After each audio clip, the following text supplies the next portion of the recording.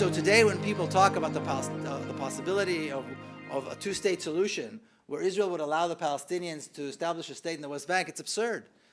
It just demonstrates a complete misunderstanding of what Israel is about, a complete misunderstanding of what the goals of Zionism are about. It is impossible to expect that any Israeli government would ever give up the West Bank or any part of the land of Israel. And the proof is in what they did. The West Bank was treated exactly like the rest of Palestine. Ethnic cleansing, destruction, and building for Israelis only. Now, on top of that, there was one more aspect. Palestine was an Arab country for 1,500 years. Suddenly you come in and you implant European Jews. Not all of them European, some Arab Jews were brought as well. But basically, they were trying to create a new history. They had to de-Arabize, change the names, change the history, destroy monuments. And this is something that's taking place to this very day. As you drive up and down Israel, you see all these names of cities and towns and villages and kibbutzim and so on. If you take a look at the name, you will find that it's a bastardization, if you will, of an older Arab name, of a town or a village that was there before. Same thing, very similarly, is you see very similar things in the West Bank as well.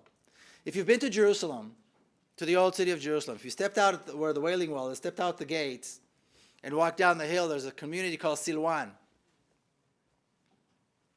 It's a community of 50,000 people who lives in this valley, just down from the old city. Now, if you stand between the old city and Silwan, what you see is the Jewish quarter, which was rebuilt and it was very grand. And somebody decided that under the homes of the people in Silwan rests the true city of King David. Now, there's no historical proof that there was a King David, but never mind that. That community is being destroyed. And a new park, an archaeological park, is being built called the City of David. It's endorsed by all these government officials. It's endorsed by all these international foundations. You can already see tour buses coming to see the City of David as the homes of people, 50,000 people, are being destroyed. First of all, to create the park. Then in the periphery, because they dig so much, the foundations of other homes are being destroyed. And then settlers, Israeli settlers, taking over more and more homes. There are already 500 or 600 settlers in the periphery. An entire community is being destroyed in broad daylight today in order to create this absurd connection between today's Israel and King David. And this is the process that's taking place in many other places. It's a de-Arabizing and creating this new mythical history, or taking this mythology and trying to make it into history. My father did something very interesting after he retired from the military, or actually even before he retired. Right as the war of 1967 ended, he said, now we have an opportunity to make peace with the Palestinians. Because we conquered the entire country, but we still have another nation here, we need to live in peace with them. The only way we can live in peace with them is if we allow them their rights as a nation. And that is when, this was kind of the late 60s, early 70s, when this idea of a two-state solution came about, of a Palestinian state in the West Bank. He retired. For several years he talked about it. Eventually, he and several other Israelis created a movement that promoted this idea, and they were contacted by officials of the PLO, the Palestine Liberation Organization, Yasser Arafat's top people. In this picture, my father is in a meeting with Issam Sartawi, who was the Palestinian ambassador to Paris for many, many years. He was assassinated later on. But these meetings began in kind of the late or mid-70s, and they were all secret. They would meet in North Africa, they would meet in Europe, and all these hideaways. But the Israeli government was aware of them. Every time they'd come back, my father would go and report to the prime minister. But Israel would have nothing to do with it. Now, on the Palestinian side, these were official Palestinian representatives, in other words, representatives of the Palestine Liberation Organization, Yasser Arafat's top people. On the Israeli side, there were people like my father, people who had a name and a reputation, but were really renegades. They represented no one. They had no, official capacity. Later on in the 80s, the Knesset passed a law that made these meetings illegal. It didn't stop them, because they still kept meeting, but they made them illegal. And it wasn't until 1993 that finally Israel was willing to speak to the PLO and negotiate. And as some of you I'm sure recall, September of 1993 on the White House lawn, the Oslo Accords were signed by Rabin and Yasser Arafat. And people thought Rabin had changed. Israel has changed. Finally, this beautiful, wonderful side, this liberal side of Israel is coming into being. But when we look once again at the facts, when we look once again at the details, we can see that by 1993, Israel had made certain that it was impossible to establish a Palestinian state in the West Bank. The West Bank was completely integrated into Israel. And that is when they decided to negotiate with the PLO. Not for a peace agreement, for a surrender. My father died in 1995 of cancer, and just before he died, there was an interview with him in one of the major Israeli papers. And the title, the headline for the interview was, Miko Peled says, Rabin does not want peace. To say in 1995 that Rabin does not want peace, it was insane. He was Mr. Peace, Nobel Peace Prizes everywhere. I mean, he was the man of peace. How could anybody say that? There were others. Edward Said also said this, that the Oslo Accords were no good, and this was not going to lead to peace. They read the accords. They read the agreement. And that's why they knew it was not going to lead to peace. It was an attempt to bring the Palestinians to surrender, promising them nothing, offering them nothing. And that's exactly what it was, and that's exactly why it fell apart. In the year 2000, President Clinton tried to close the deal. He brought in the new Israeli Prime Minister, Barak, who everybody expected would be a man of peace, and Yasser Arafat. They all went to Camp David, and everybody expected they would come up with a peace agreement. They negotiated for days and days and days, and then they came out with nothing. And Bill Clinton, if some of you may recall, came out and blamed Arafat. He said the Palestinians gave some, but the Israelis gave more. So the problem that the way Bill Clinton described it, and the way this is being described to this day, the problem is the Palestinians are not willing to make concessions. By agreeing to the two-state solution, they gave up 80% of their country, and the rights to return, and the recognition and making peace with the people who destroyed their country and made them refugees. And they are not willing to make concessions? What Arafat was not willing to do was complete surrender. He was not willing to take anything less than the West Bank and the Gaza Strip and East Jerusalem. And these are things that no Israeli government will ever give the Palestinians. The most liberal, peace-minded Israeli government had always maintained three no's. No to the Jordan River Valley. No to the expanded boundaries of East Jerusalem, and no to the major settlement blocks. When you combine these three, that's almost the entire West Bank. These three no's mean no to a Palestinian state. And that's exactly what happened. And that's exactly why there is no peace and there is no Palestinian state. There was never an intention on the Israeli side to allow a Palestinian state to be established, and like I said, as we see today, the West Bank is completely integrated with the rest of Israel. Now, these things come at a price, like you heard earlier, once again in the introduction. And in September of 1997, my sister's little girl was killed in a suicide attack. She was 13 years old. This is her, Smadar. Now, I was living in the United States already at this time, and when something like this happens, you just don't know what to think, you don't know what to feel, you don't know what to say.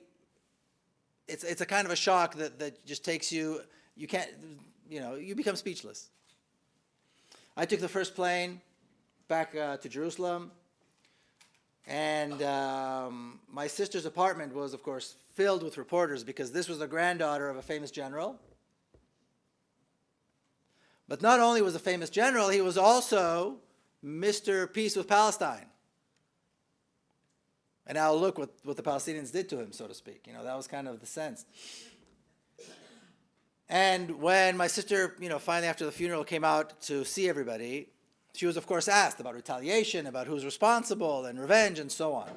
And the first things that came out of her mouth was, look, don't talk to me about retaliation. No real mother would want to see this happen to any other mother.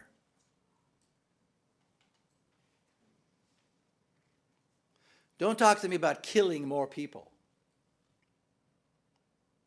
Now you want to know who's responsible, she said. I'll tell you who's responsible.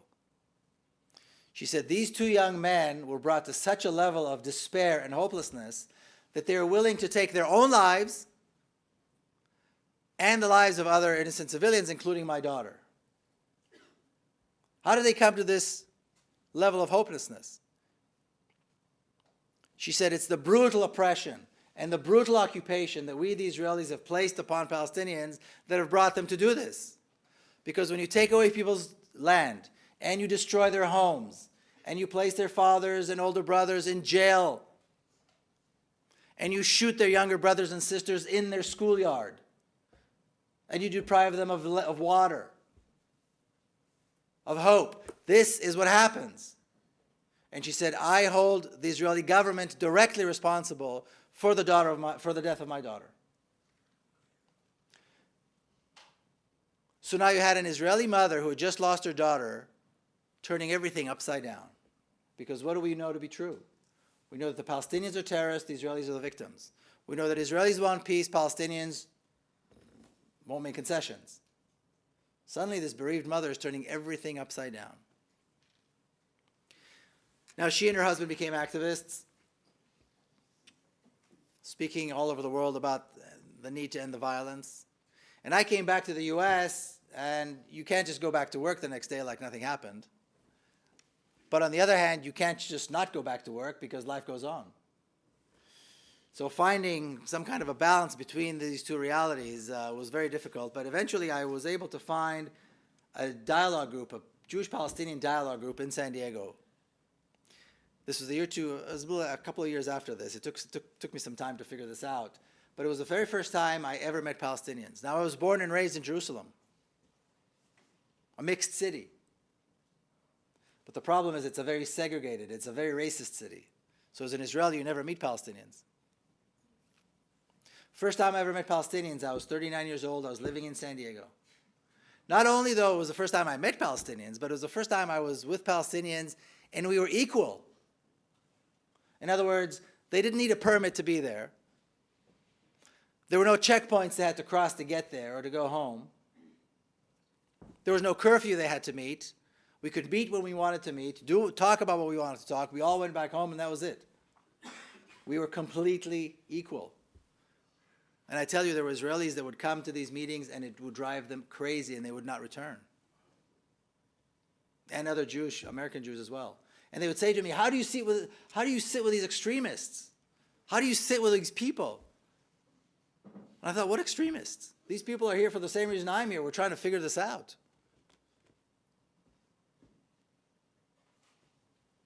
And that led me, like I said earlier, to learn about the Nakba, to learn about the destruction, to learn about all these things that I knew that we as Israelis had never done. It's not that I didn't know we did them. I knew we couldn't have done them because we're Israelis, we're good. We don't engage in massacres. We don't kick people out of their homes. Perhaps there was an incident here or there. And my good fortune was that this Palestinian community, these people that I met, were gracious and generous enough that they took me by the hand like a baby and led me through this process, this very agonizing and painful process to realize that what you know to be true is not. It's like somebody telling you that your father is a killer. I mean, it's a horrific, horrific process. Very, very painful. But nobody ever accused me of anything. It was a very generous, very gracious process where I was able to kind of let go and then realize that there was something else that I could hold on to. And so it took me, like I said, it took several years. But it was thanks to that, the generosity of the Palestinian community there, that I was able to do this. And then I began traveling into Palestinian communities within Israel and then to the West Bank. And as I traveled to the West Bank, one interesting thing I saw was this sign. And if you've traveled across the checkpoints between Israel and the West Bank, you've seen these signs. These are massive red warning signs, as you can see. And they say in Hebrew, they tell you that this particular road upon which you are traveling leads to Area A, which is under Palestinian control, and that it is forbidden for Israelis to enter Area A. It's life-threatening, and it's a felony. And 2 exclamation marks, not 1. Now, when you see a sign like this, if you have any sense at all, you turn around, you go home. To the West Bank, one interesting thing I saw was this sign. And if you've traveled across the checkpoints between Israel and the West Bank, you've seen these signs. These are massive red warning signs, as you can see. And they say in Hebrew, they tell you that this particular road upon which you are traveling leads to Area A, which is under Palestinian control, and that it is forbidden for Israelis to enter Area A.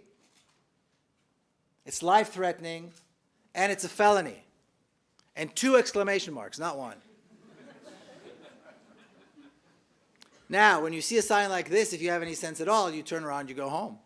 It's a warning sign. It's telling you you're risking your life. Luckily, I didn't have that kind of sense. I walked through, and I know others that have, and I've been doing it ever since. And every time I walk through, I always see the exact same thing.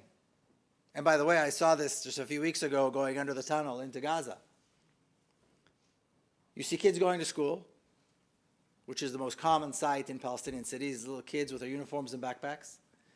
You see traffic jams, you see stores, you see businesses, you see markets. I've yet to see the threat. I've yet to see the threat. Where's the threat? What is it that's threatening my life when I go into these places? I've yet to see the Palestinian waiting to kill me. And I've been to refugee camps. Like I said, I've been to Gaza. I've seen Hamas people. I've seen all kinds of monsters. Nobody was waiting to kill me.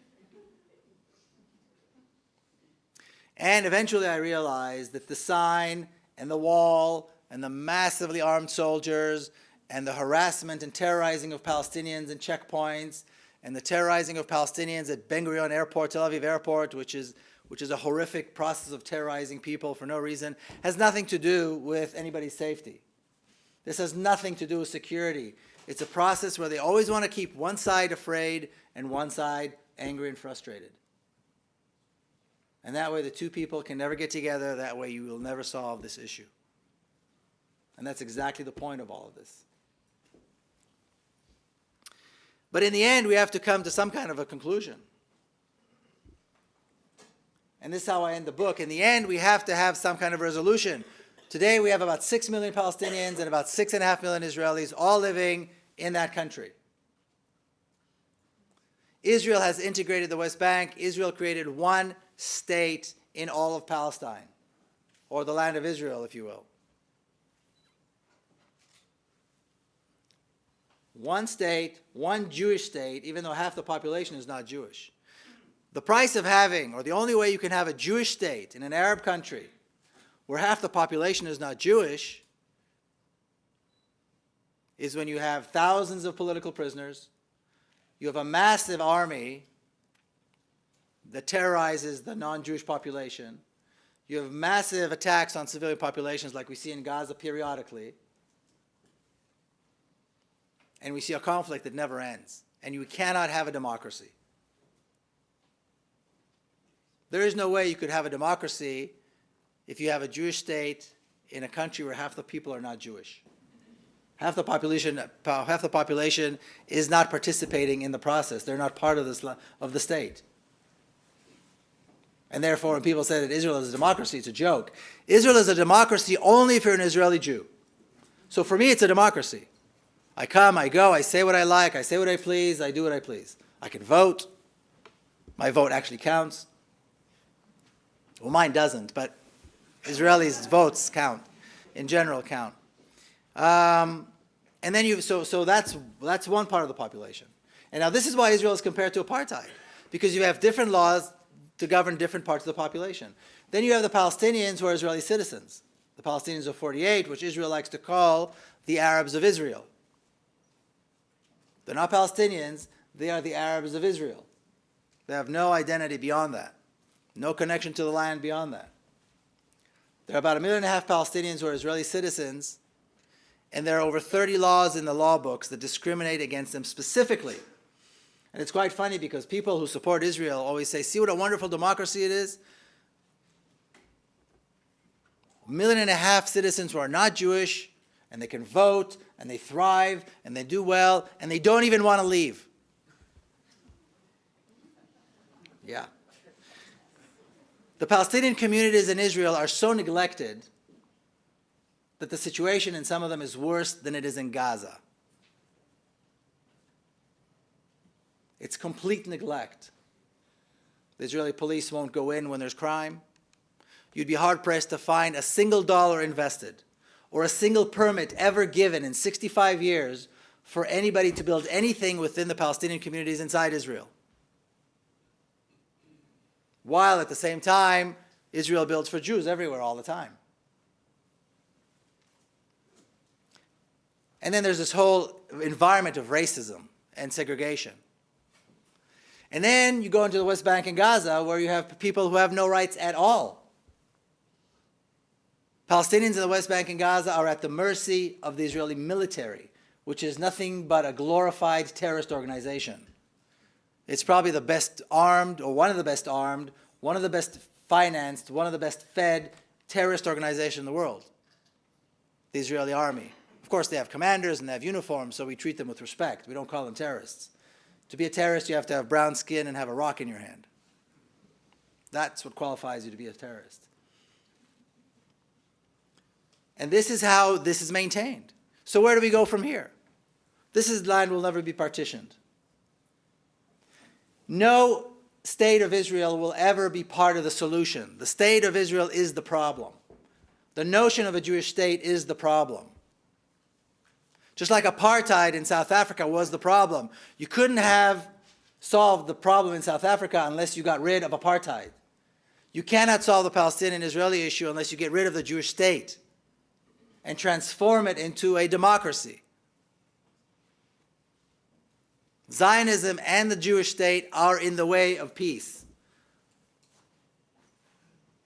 They are contradictory terms. They cannot be peace and the Jewish state and the state of Israel. If we believe in peace, if we believe in justice, we have to strive for democracy to replace this absurd notion of a Jewish state in an Arab country. And there's nothing anti-Semitic about it. Nobody's talking about a Holocaust. Nobody's talking about destruction. We're talking about inclusion, including everybody who lives there in the process of the state, allowing everybody equal rights. There's nothing anti-Semitic about that because there's nothing Jewish about Israel. I mean, they happen to be Jews, but they certainly don't represent Jews. And there's nothing wrong about saying this because this is the only way to move forward. Like I said, the price of a Jewish state is that it's not going to be a democracy. You'll have thousands and thousands of political prisoners. And by the way, the Palestinian prisoners in Israel, thousands of them, over 90% have not been charged with violence. Those that have been charged at all, because many of them have not been charged with anything. But over 90% have not even been charged with violence. These are political prisoners. And the brutal attacks and so on and so forth. This is the price of having a Jewish state. So it's a question of values. Do we believe in democracy and justice, in the right of people to live in their land, and the right of people to return to their homes? Or do we believe in this messianic, absurd notion that there has to be a state for Jewish people? Now the hope, or my hope, comes from the fact that I know it's possible. There are many, many different levels upon which Israelis and Palestinians are already integrated. In the hospitals, you see doctors everywhere, Palestinian doctors, nurses. Almost every aspect of life, you see them mixed. You see this inevitability of the mix of the two societies. You have two societies that are actually very, very similar. So it's inevitable that they will be able to integrate. It's inevitable that this will happen because it's unsustainable. And it's inevitable this will happen because it's morally wrong for this to continue. And the last thing I'll say is that I think it's important, it's crucially important to believe that it's possible, to see that it's possible, to have hope, because it's a beautiful country. It's a country that has endless potential. And these are two societies that have endless potential as well. And they can work together, and they can live together, and then they can create a great democracy together. But it has to be within the context of a real democracy with equal rights. Thank you all very much. The issue of socialist Israel is interesting, particularly the kibbutz. You know, the kibbutz is the kibbutzim were these idyllic agricultural communes that were created by the Zionists. And in my parents' youth, the ideal Zionism was represented by the kibbutz because they cultivated the land, and they were healthy and strong, and they were this new Jew. They weren't this frail, intellectual kind of a Jew that sat and studied all day, God forbid, and was a humanist or anything. These were Jews full of testosterone. They were sunburnt. They had blisters, and they were this new creation. And that's what Israel was about. This was what all about. People forget, though, that these wonderful socialists got their land for free because the Palestinians were kicked off the land. They got their water.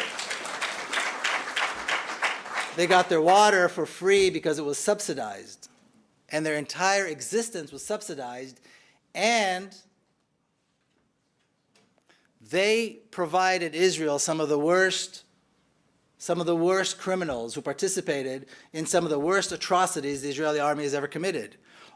The percentage of soldiers in what Israel likes to call its special units, its special forces, which are nothing more than gangs of murderers and assassins, were by and large, the majority was by and large children who were raised on the kibbutz. I think some of you know this. My sister Nurit wrote an excellent, she's an educator, and she wrote a book about the Israeli textbooks and the Israeli education system called Palestine and Israeli Schoolbooks. If you haven't seen it, you should.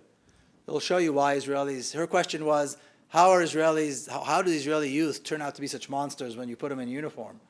And what is the process they go through? And she found out by examining, she took a few years off and examined the Israeli textbooks. But this is exactly the reality. The only Arab that Israelis see in textbooks are either caricatures of Alibaba, terrorists, or, poor refugees in just, faraway places. They never see a picture of a human being that's an Arab, a poet, a writer, anything like that.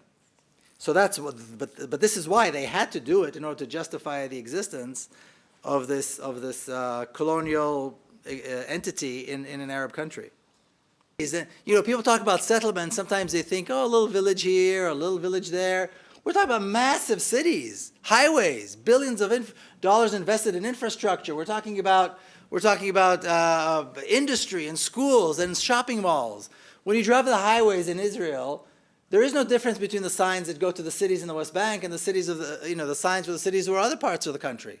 The notion that we could have some kind of another stage implies that Israel can be part to a negotiation. Israel cannot be part of a negotiation. It's a racist, brutal, evil regime. It has to go. And it has to be replaced peacefully by a democracy, one way or the other. This is the reality. Like I said about the Ottawa thing and the propaganda and the spin, I will be in Ottawa. I don't expect the Prime Minister will be there. But I think it's important to realize the reality, at least in the United States, is such that the price of doing business, if you want to be a politician, is to support Israel. If you want a political career, there's certain things you have to do, and one of them is be pro-Israeli. That's the price of doing business. And the Israeli lobby, today it's AIPAC, and there are several other groups, the Jewish Federation and others, but they're all part of the same thing. They've been around for 75, 80 years. They've been around since before the State of Israel was established. They're very effective. They look good, they're white, they're slick, they know how to look good, they know how to convince Western leaders that they're, one of them. And people have this notion, or had this notion, that Obama's his second term in his office, he will do something about Palestine. It's a myth. There's nothing he can do. There's absolutely nothing an American president can do about this, because if he will, it will shut down his entire agenda. No congressman will vote with him, no politician will stand next to him. Because what does the president have to do in order to accomplish this? They have to, first of all, acknowledge that Israel is responsible for the fact that there is no peace. They have to acknowledge that Israel is not a democracy. They have to acknowledge all the things that I just acknowledged last hour. Otherwise, what's the point? Nothing will be accomplished. And since nothing will be accomplished, why bother? So this is the reality, and I believe it's a reality here too. It's a reality in Western Europe too, and we have to deal with it. I don't think it's inevitable that this will change, but I think it's important to realize that change is not going to come from the top. The change is going to come from the bottom up.